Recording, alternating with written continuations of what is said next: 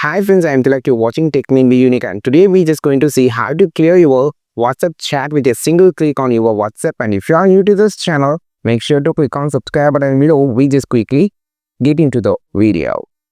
So in this video, I'm just going to show how to clear your WhatsApp chat fully.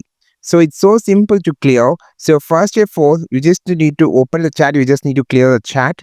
So click on the three dot option. After clicking on the three dot option, you have this option called more. Click on this. Now here you have this option called clear chat. So keep on the mind, if you are just cleared the chat, so the message cannot be recovered. So try to understand and just make the evaluation. Click on the clear chat option.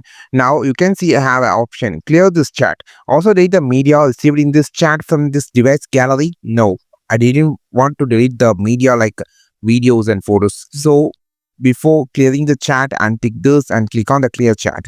Now your chat has been cleared and it is empty. This is how you just clear the chat on your WhatsApp. I think this video helped you a lot. Like this video, share this video, subscribe this channel. We will meet our next video with this super valuable content. This is Tilak signing off from Tech Made Be Unique. Have a wonderful and most beautiful day.